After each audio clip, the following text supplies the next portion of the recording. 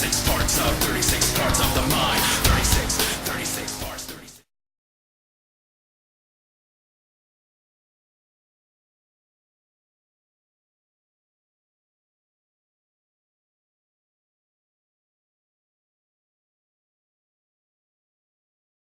Punk is probably one of the older lifestyles, and I figured me telling you about punk was just an outsider talking about punk. It didn't have any weight, so I decided to ask somebody who was punk to explain it. So this video is basically about my friend Arson and his explanation of punk, because that's what he is.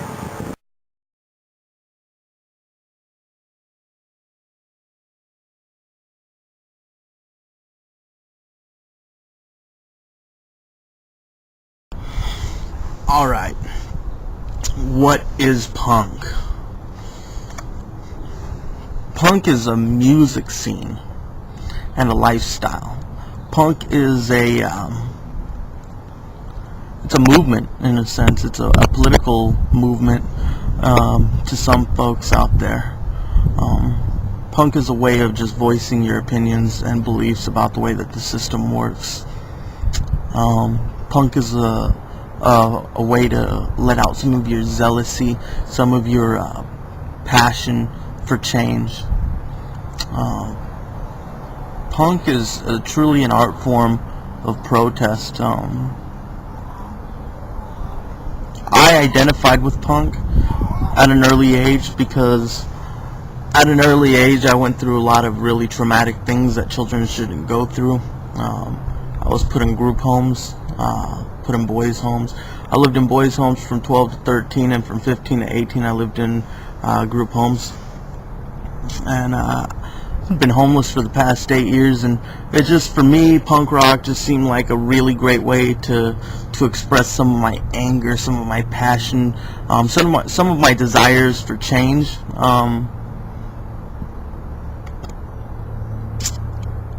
I identified with it because there was a lot of aggression.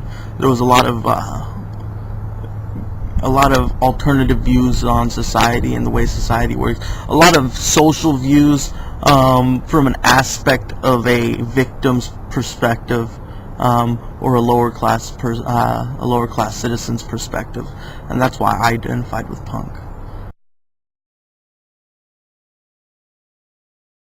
The difference between punk, emo, and goth. Punk rock really desires for a social change and impact on society. Punk rock really desires to see society changed in a positive way, in a way that the people will benefit, not the corporations and not the government. So I really see that as what punk stands for. Emo, I've never really heard any kind of emo music, so I can't really tell you what emo music stands for, but the kids that I know that are emo, the kids that I've met, they just seem to just not give a shit about anything but themselves and their problems, and they seem to be really drama orientated, seem to be really desiring to get down with some drama and create drama and really provoke drama when it's going on. And the gothic scene just seems to be really diversely surrounded with the occult, Satanism, Wiccanism, even Odinism. I haven't really seen much more to it than that, than a desire to put down Christianity, a desire to hail Satan and kill off Jesus in their minds.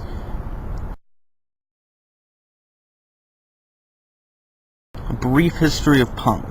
Well, punk started in the 70s. A lot of people would say it probably started off as a pogo scene. A lot of that pogo punk.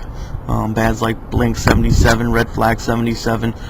It really pushed out into the oi scene. You started seeing that skinhead music popping out. Some of the traditional ska tunes hitting with that oi and with that skin movement. In the mid to late 80s, you started seeing a metal influence hit. By the 90s, you started seeing some really good crust and grindcore bands. by the late 90s, late 90s, you started seeing some power violence. You started seeing some hardcore too, and some thrash going on in the 90s, and it really hasn't progressed to much more than that. Since then, it's really stayed in those genres. I haven't seen much of a change, unless you want to consider pop punk, but we're not even going to go with that, so, because Blink 182 ain't punk rock, neither is No Effects, so y'all can just be chill on all that. So that's my brief history on punk. Anyhow, folks, up the punks. You see that? Up the punks. Squatters' rights. I love you. Peace. Talk to y'all later.